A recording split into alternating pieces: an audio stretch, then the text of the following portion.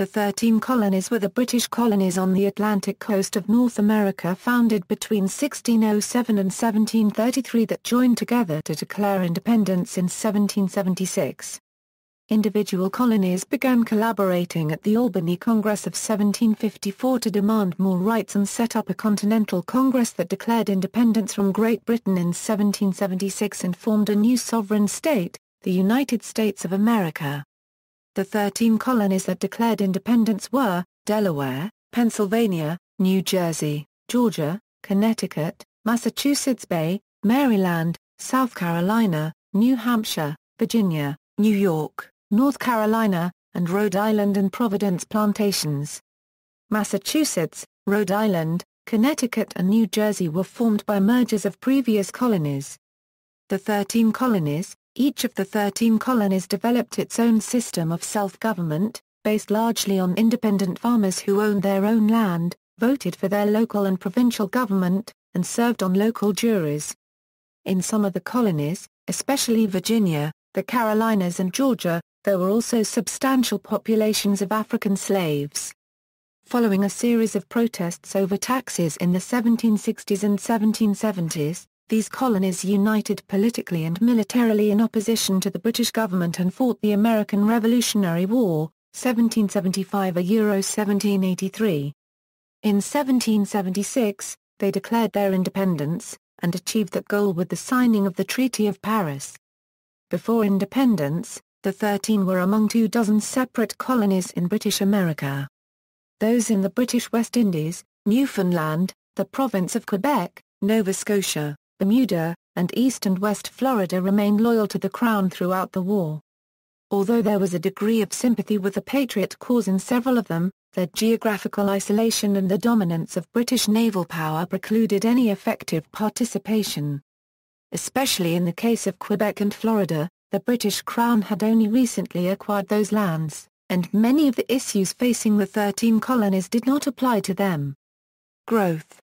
Contemporary documents usually list the 13 colonies of British North America in geographical order, from the north to the south.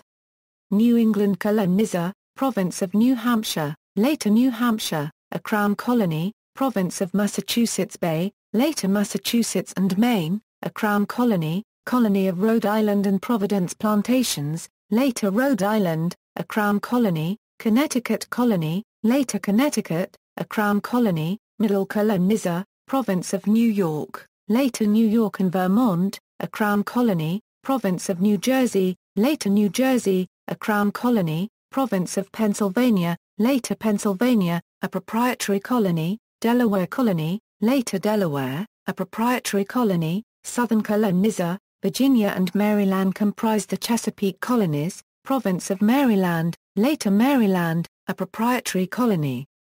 Colony and Dominion of Virginia, later Virginia, Kentucky, and West Virginia, a Crown colony, province of North Carolina, later North Carolina and Tennessee, a Crown colony, province of South Carolina, later South Carolina, a Crown colony, province of Georgia, later Georgia, northern sections of Alabama and Mississippi, a Crown colony, other divisions prior to 1730, Dominion of New England, created in 1685 by a decree from King James II that consolidated Maine, New Hampshire, Massachusetts Bay Colony, Plymouth Colony, Rhode Island, Connecticut, province of New York, East Jersey, and West Jersey into a single larger colony. The experiment collapsed after the Glorious Revolution of 1688–89, and the 9 former colonies re-established their separate identities in 1689. Massachusetts Bay Colonia, settled in 1630 by Puritans from England. The colonial charter was revoked in 1684, and a new charter establishing an enlarged province of Massachusetts Bay was issued in 1691.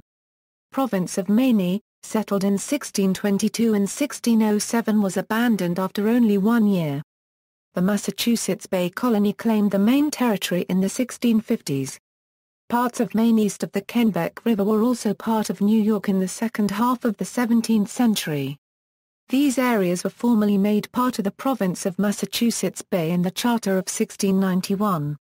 Plymouth Colonia, settled in 1620 by the Pilgrims. Plymouth was merged into the province of Massachusetts Bay in the Charter of 1691. Saybrook Colonia, founded in 1635 and merged with Connecticut Colony in 1644. New Haven Colonia, settled in late 1637. New Haven was absorbed by Connecticut Colony with the issuance of the Connecticut Charter in 1662, partly as royal punishment by King Charles II for harboring the regicide judges who sentenced King Charles I to death. East Jersey and West Jersey, settled as part of New Netherland in the 1610s, New Jersey was captured by English forces in 1664. New Jersey was divided into two separate colonies in 1674, which were reunited in 1702. Province of Carolina, founded in 1663. Carolina Colony was divided into two colonies, North Carolina and South Carolina, in 1712. Both colonies became royal colonies in 1729. Population. Note: the population figures are estimates by historians. They do not include the native tribes outside the jurisdiction of the colonies. They do include natives living under colonial control, as well as slaves and indentured servants. By 1776 about 85% of the white population was of English, Irish, Scottish or Welsh descent, with 9% of German origin and 4% Dutch. These populations continued to grow at a rapid rate throughout the 18th century primarily because of high birth rates, and relatively low death rates. Immigration was a minor factor from 1774 to 1830. Over 90% were farmers, with several small cities that were also seaports linking the colonial economy to the larger British Empire. Slaves. Slavery was legal and practiced in each of the 13 colonies. In most places it involved house servants or farm workers. It was of economic importance in the export-oriented tobacco plantations of Virginia and Maryland, and the rice and indigo plantations of South Carolina. About 287,000 slaves were imported into the 13 colonies, or 2% of the 12 million slaves brought across from Africa. The great majority went to sugar colonies in the Caribbean and to Brazil, where life expectancy was short and the numbers had to be continually replenished.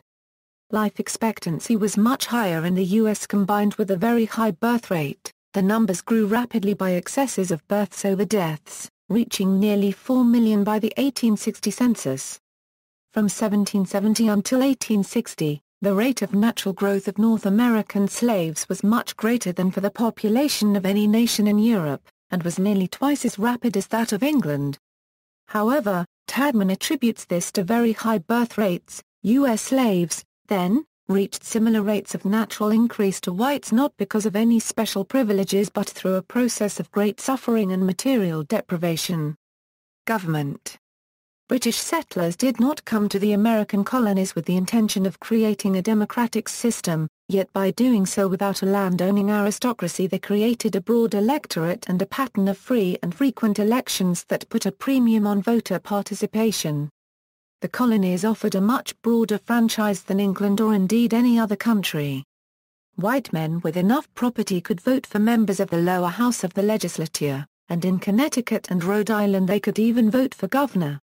Legitimacy for a voter meant having an interest in society. As the South Carolina legislature said in 1716, it is necessary and reasonable, that none but such persons will have an interest in the province should be capable to elect members of the Commons House of Assembly. Women, children, indentured servants and slaves were subsumed under the interest of the family head. The main legal criterion for having an interest was ownership of property, which was narrowly based in Britain, and 19 out of 20 men were controlled politically by their landlords. London insisted on it for the colonies, telling governors to exclude men who were not freeholders from the ballot. Nevertheless, land was so widely owned that 50% to 80% of the white men were eligible to vote. The colonial political culture emphasized deference, so that local notables were the men who ran and were chosen. But sometimes they competed with each other, and had to appeal to the common man for votes. There were no political parties, and would-be legislators formed ad hoc coalitions of their families, friends, and neighbors. Outside Puritan New England, Election day brought in all the men from the countryside to the county seat to make merry, politic, shake hands with the grandees, and meet old friends, hear the speeches, and all the while toasting, eating, treating, tippling, gaming and gambling. They voted by shouting their choice to the clerk, as supporters cheered or booed. Candidate George Washington spent £39 for treats for his supporters. The candidates knew they had to swill the planters with bumbo. Elections were carnivals where all men were equal for one day and traditional restraints relaxed. The actual rate of voting ranged from 20% to 40% of all adult white males. The rates were higher in Pennsylvania and New York, where long-standing factions, based on ethnic and religious groups, mobilized supporters at a higher rate. New York and Rhode Island developed long-lasting two-faction systems that held together for years at the colony level, but did not reach into local affairs. The factions were based on the personalities of a few leaders and an array of family connections, however, had little basis in policy or ideology.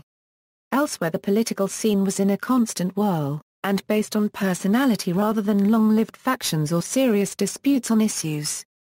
The colonies were independent of each other before 1774 as efforts led by Benjamin Franklin to form a colonial union through the Albany Congress of 1754 had failed. The 13 all had well-established systems of self-government and elections based on the rights of Englishmen, which they were determined to protect from imperial interference. The vast majority of white men were eligible to vote. Economic policy. The British Empire at the time operated under the mercantile system, where all trade was concentrated inside the empire, and trade with other empires was forbidden. The goal was to enrich Britannia, its merchants and its government. Whether the policy was good for the colonists was not an issue in London, but Americans became increasingly restive with mercantilist policies. Mercantilism meant that the government and the merchants became partners with the goal of increasing political power and private wealth, to the exclusion of other empires. The government protected its merchants and kept others out by trade barriers, regulations, and subsidies to domestic industries in order to maximize exports from and minimize imports to the realm. The government had to fight smuggling which became a favorite American technique in the 18th century to circumvent the restrictions on trading with the French, Spanish or Dutch. The tactic used by mercantilism was to run trade surpluses, so that gold and silver would pour into London. The government took its share through duties and taxes, with the remainder going to merchants in Britain. The government spent much of its revenue on a superb Royal Navy, which not only protected the British colonies but threatened the colonies of the other empires, and sometimes seized them. Thus the British Navy captured New Amsterdam in 1664. The colonies were captive markets for British industry, and the goal was to enrich the mother country. Legislation prior to 1763. Britain implemented mercantilism by trying to block American trade with the French, Spanish or Dutch empires using the Navigation Acts, which Americans avoided as often as they could. The royal officials responded to smuggling with open-ended search warrants. In 1761, Boston lawyer James Otis argued that the writs violated the constitutional rights of the colonists. He lost the case, but John Adams later wrote, "Then and there the child independence was born." However, the colonists took pains to argue that they did not oppose British regulation of their external trade, they only opposed legislation which was thought to impact them internally. In 1762, Patrick Henry argued the Parsons Clause in the colony of Virginia, where the legislature had passed a law and it was vetoed by the king. Henry argued that a king, by disallowing acts of this salutary nature, from being the father of his people, degenerated into a tyrant and forfeits all right to his subjects' obedience. Following their victory in the French and Indian War in 1763, Great Britain took control of the French holdings in North America, outside the Caribbean. The British sought to maintain peaceful relations with those Indian tribes that had allied with the French, and keep them separated from the American frontiersmen. To this end, the Royal Proclamation of 1763 restricted settlement west of the Appalachian Mountains as this was designated an Indian reserve. Disregarding the proclamation, some groups of settlers continued to move west and establish farms. The proclamation was soon modified and was no longer a hindrance to settlement, but the fact that it had been promulgated without their prior consultation angered the colonists. Coming of American Revolution. Beginning with the intense protests over the Stamp Act of 1765, the Americans insisted on the principle of no taxation without representation, representation being understood in the context of Parliament directly levying the duty or excise tax, and thus bypassing the colonial legislatures, which had levied taxes on the colonies in the monarch's stead prior to 1763. They argued that, as the colonies had no representation in the British Parliament, it was a violation of their rights as Englishmen for taxes to be imposed upon them. Those other British colonies that had assemblies largely agreed with those in the 13 colonies, but they were thoroughly controlled by the British Empire and the Royal Navy, so protests were hopeless. Parliament rejected the colonial protests and asserted its authority by passing new taxes. Trouble escalated over the tea tax, as Americans in each colony boycotted the tea and in Boston, dumped the tea in the harbor during the Boston Tea Party in 1773. Tensions escalated in 1774 as Parliament passed the laws known as the Intolerable Acts, which, among other things, greatly restricted self-government in the colony of Massachusetts. In response, the colonies formed extra-legal bodies of elected representatives, generally known as provincial congresses. Colonists emphasized their determination by boycotting imports of British merchandise. Later in 1774, 12 colonies sent representatives to the First Continental Congress in Philadelphia. During the Second Continental Congress, the 13th colony, Georgia, sent delegates. By spring 1775, all royal officials had been expelled from all 13 colonies. The Continental Congress served as a de facto national government through the war that raised an army to fight the British and named George Washington its commander, made treaties, declared independence, and recommended that the colonies write constitutions and become states. Other British colonies. At the time of the war, Britain had 7 other colonies on the Atlantic coast of North America: Newfoundland, Rupert's Land, Nova Scotia, Prince Edward Island, East Florida, West Florida, and the province of Quebec.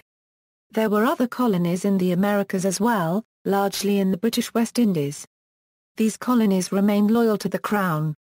Newfoundland stayed loyal to Britain without question.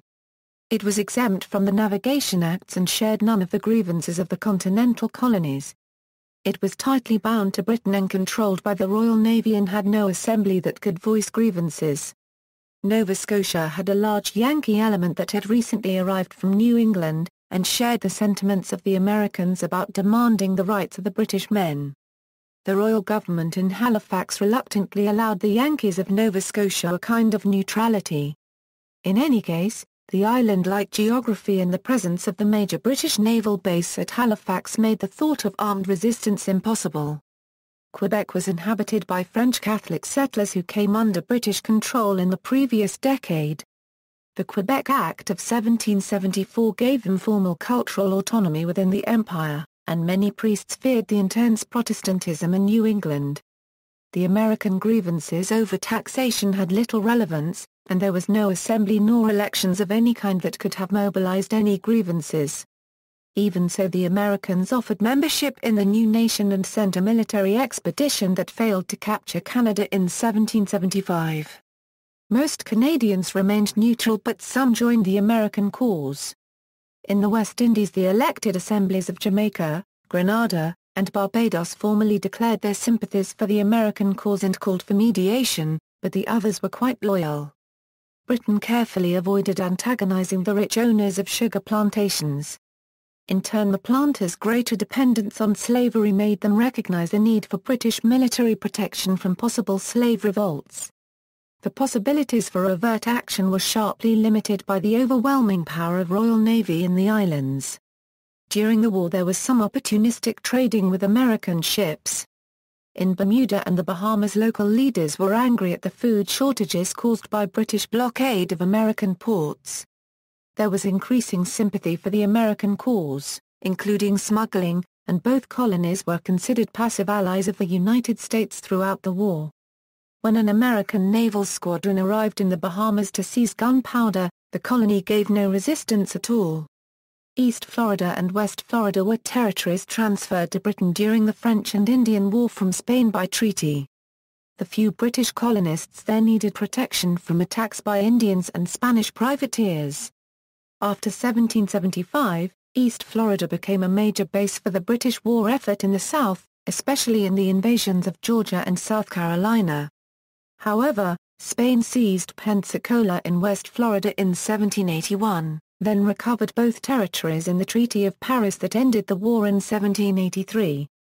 Spain ultimately transferred the Florida provinces to the United States in 1819. See also: American Revolution, Atlantic History, British colonization of the Americas, Colonial American military history, Colonial government in the 13 Colonies, Colonial history of the United States, Economic history of the United States colonial era, New England Colonies, Notes. References: Adams, James Truslow. The Founding of New England. Atlantic Monthly Press. Full text online. Adams, James Truslow.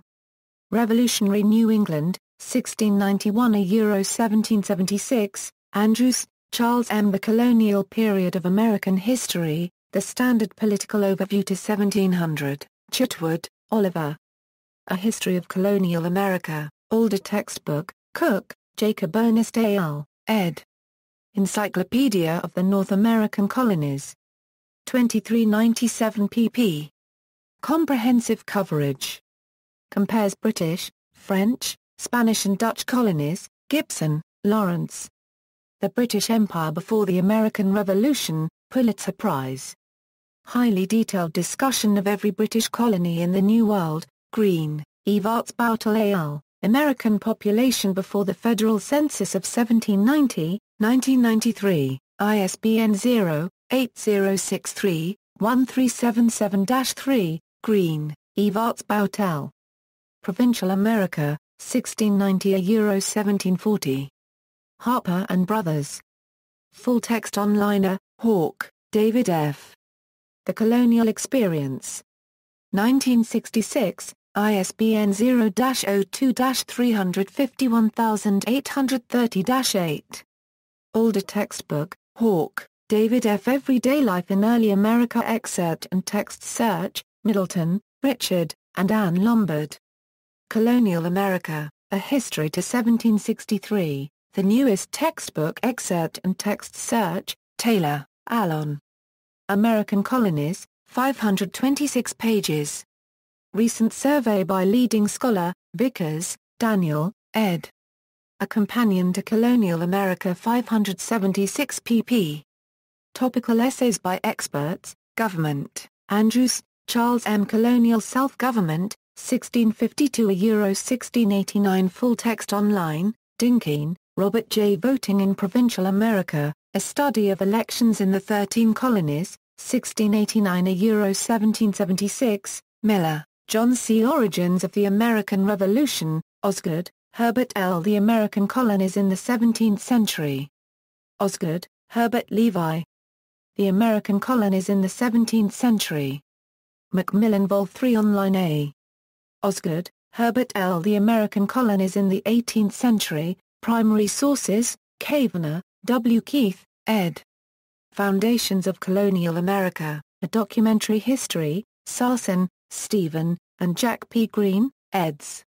The American Colonies and the British Empire, 1607–1783. Primary Sources,